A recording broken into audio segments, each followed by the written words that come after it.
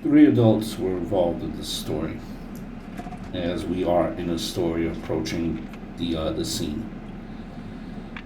A male, 39, female, 47 at the time, another female, 38, and a young child, 6 years old. Happened in 2018. All of them have died, are dead. Father, son, wife, and ex-wife. The father, the 39-year-old individual, died of a gunshot wound to the head and to the neck, while the others died of a gunshot wound to their heads. The medical examiner had concluded this. This was a murder-suicide. The investigation had said that the father, 39-year-old, had fatally shot his 6-year-old son, his ex-wife, and his current wife before turning a gun on himself at his Queens apartment. The suspect, and here they are, the father, the son, and I believe that was the wife, the ex-wife. The suspect had ranted online that his life was being destroyed by a transatlantic custody fight. So basically what that means is that, his son apparently would be overseas for the majority of the year. And the slayings happened on what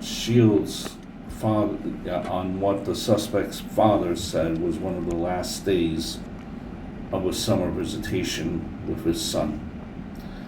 The suspect wrote in an online post that his ex-wife wanted a child in the U.S. for 2 weeks a year. Only 2 weeks, apparently, based on this investigation. The father said that this was something that he just cannot accept as a father. And, he posted this custody dispute rant at the time on GoFundMe. And he wrote it under the title of child kidnapping. The suspect was a licensed physical therapist. He was armed with a pair of Glock pistols and had 7 extra magazines loaded with dozens of rounds of ammunition. And he had a permit to keep guns in his residence, and the pistols appeared to have been legally purchased, according to the investigators.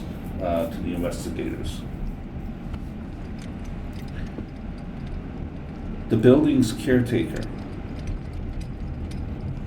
saw the bloodied first floor apartment through a window while taking out garbage, and he called 911. A bunch of officers, some in heavy tactical gear, they all responded to the call, as we will be approaching the building very, very shortly.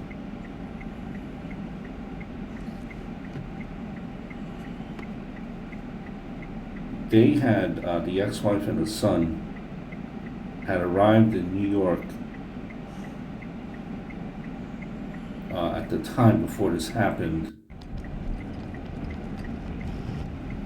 for the ex-husband's visitations. Supposedly supposed to be his, from the looks of it, his last visitation of the year. Now, the neighbors then turn right onto knew 30th Drive. little to nothing about the father. They were called to the residence in December of that year when someone heard people arguing and possibly throwing things around Take his the next apartment. right onto 30th Drive, then your destination will be on the left.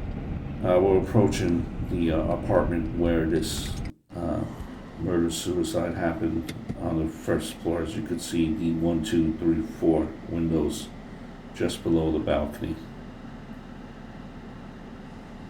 So the husband, the suspect, wrote that, that his ex-wife had gone back to the Netherlands while pregnant because she couldn't find work in the U.S. as an artist.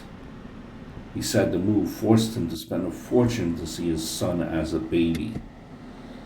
He also complained that the financial stress of their dispute was ruining his life and destroying his second marriage.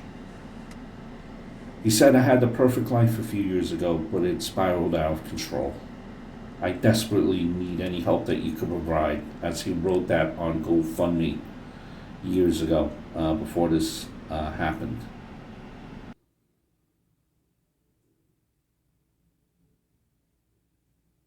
And what can you say about this individual, this whole story? It's just completely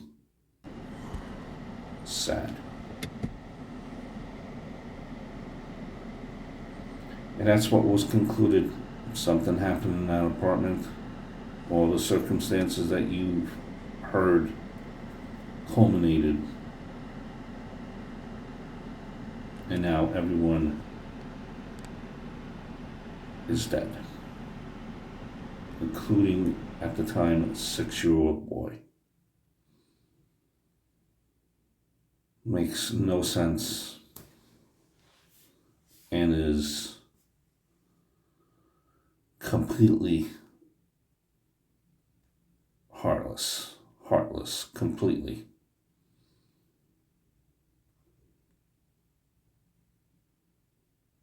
A very sad story, as I remember working in the area at the time. It's being a big topic of conversation by all the local residents. A sad story once again.